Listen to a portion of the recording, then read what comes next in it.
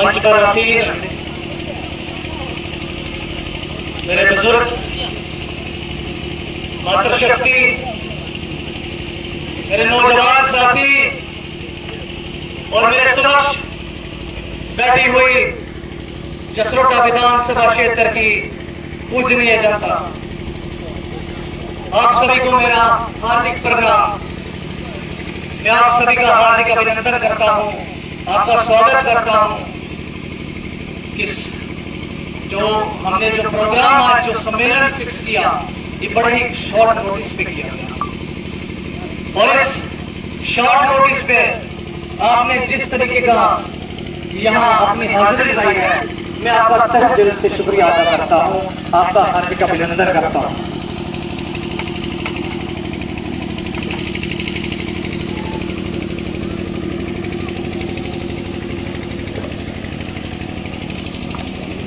साथियों, हमने जो जन अधिकार यात्रा चलाई थी, जन अधिकार यात्रा की जरूरत क्यों पड़ी, ये जानना जरूरी है। ये समझना भी जरूरी है कि जन अधिकार यात्रा की जरूरत क्यों पड़ी हम नौजवानों को।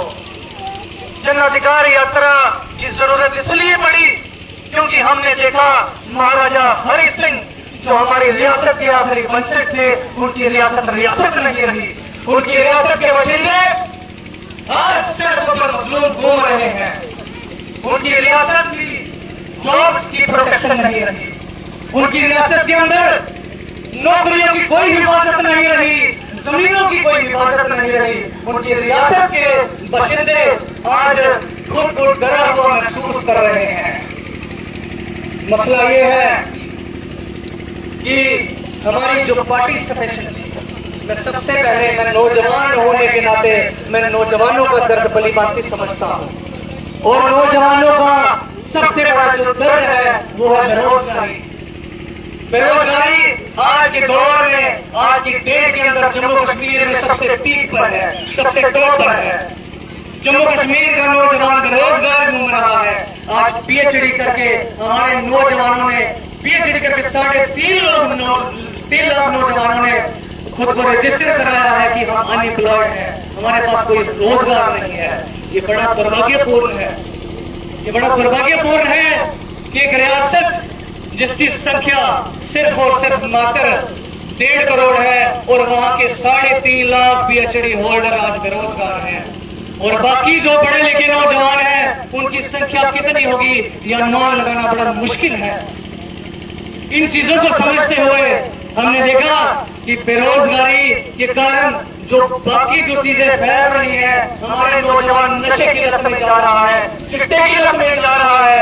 चाहे क्रॉस बॉर्डर हो, किसी भी तरीके का चिट्टा हो, किसी का कोई अंकुश नहीं है। पुलिस विफल है चिट्टे को रोकने में।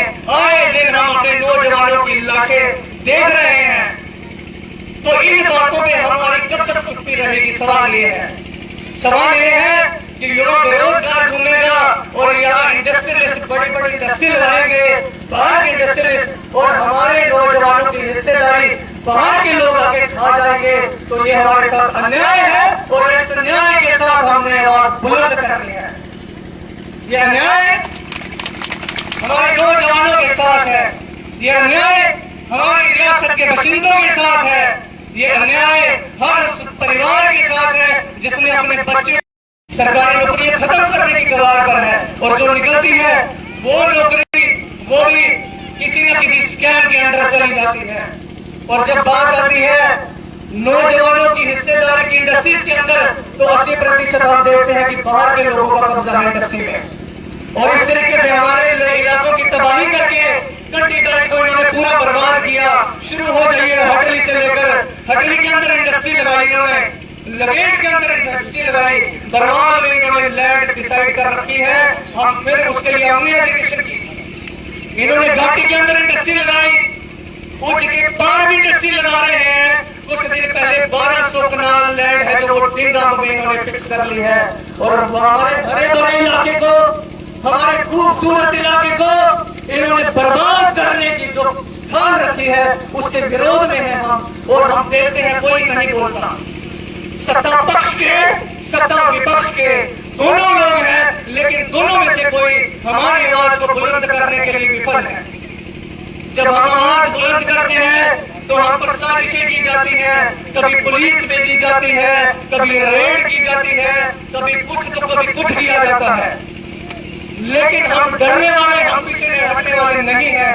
हमें प्यार है अपने लोगों से, हमें प्यार है अपने इलाके से, हमें प्यार है अपने कुदरत से।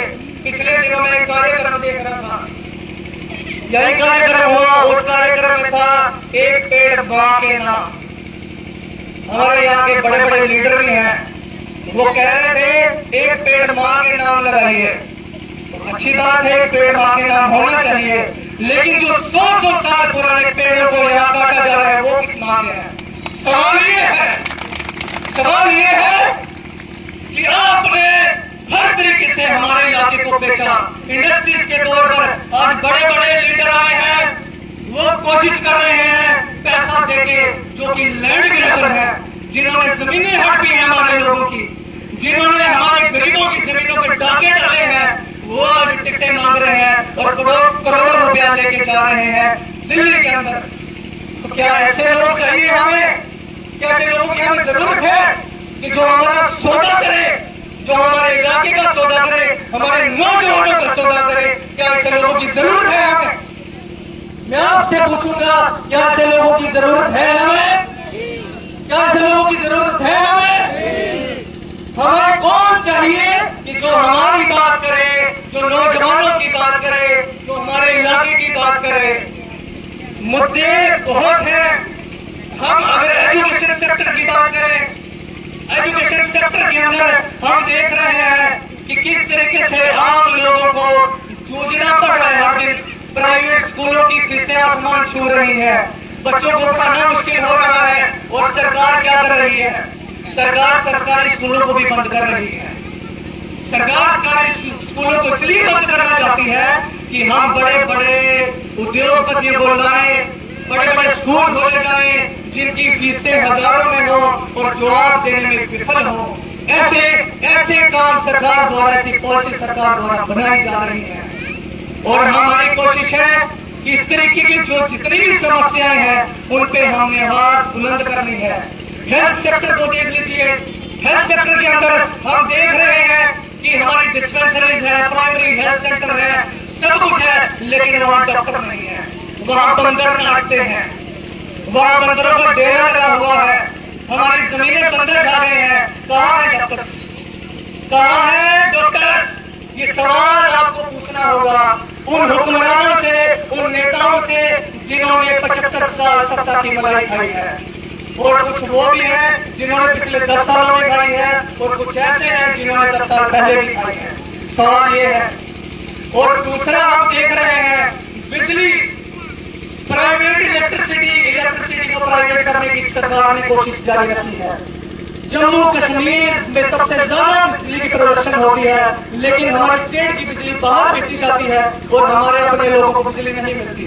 कहा जाता है कि चिराग तले अंधेरा, वही हिसाब है हमारे यहाँ कि चिराग है, बिजली की प्रोडक्शन सबसे ज्यादा जम्मू कश्मीर की है, लेकिन बाहर बेची जा रही है, और जम्मू कश्मीर की जो लोगों को बिजली मिल रही है वो दुगने और तिगने दाम पर मिल रही है। क्या इस अन्याय के खिलाफ हमें आवाज नहीं उठानी है? उठानी चाहिए कि नहीं उठानी चाहिए? क्या बिजली के बिल कम होने चाहिए कि नहीं होने चाहिए? क्या स्कूलों की फीसें कम होनी चाहिए कि नहीं होनी चाहिए?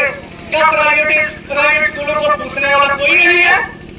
पिछले दिनों मैनिफेस्टो कमेटी आई थी और यहाँ की प्राइवेट स्कूलों की एसोसिएशन आ गई थी कि हमें ये दिक्कतें हैं, हमें ये दिक्कतें हैं, लेकिन पेरेंट्स की दिक्कत कौन समझेगा? आम लोगों की दिक्कत कौन समझेगा? जिस माँ बाप ने अपने बच्चे को पढ़ाना है उसकी दिक्कत को कौन समझेगा? ये लोग नहीं समझते हैं। ये लोग सुनते हैं तो उद्योगपतियों की सुनते हैं, ये लोग समझते हैं तो उद्योगपतियों की समझते हैं। इनको आपकी और हमारी समझ नहीं आती।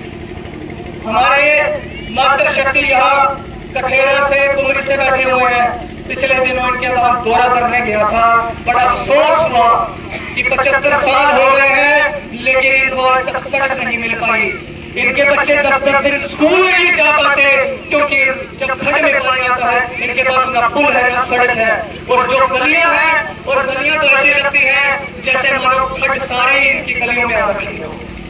ऐसा हाल है इस कॉन्स्टिट्यूंसी का, ऐसा हाल है हमारे कंडी सेक्टर का, ऐसा हाल है हमारे अपने लोगों का, और लोगों की सुध लेने वाला हमने देखा कोई भी नहीं है। हर तरीके से हर व्यक्ति परेशान है।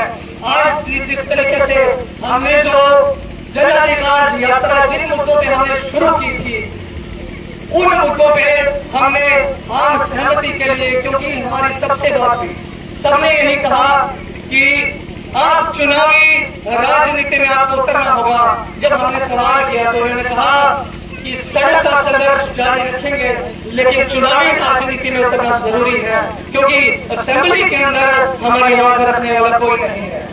इसलिए मैंने सोचा अपने लोगों को बुलाया जाए, उनसे बात की जाए और एक आम सहमति बनाई जाए कि क्या हमें असेंबली में चुनावों में उतरना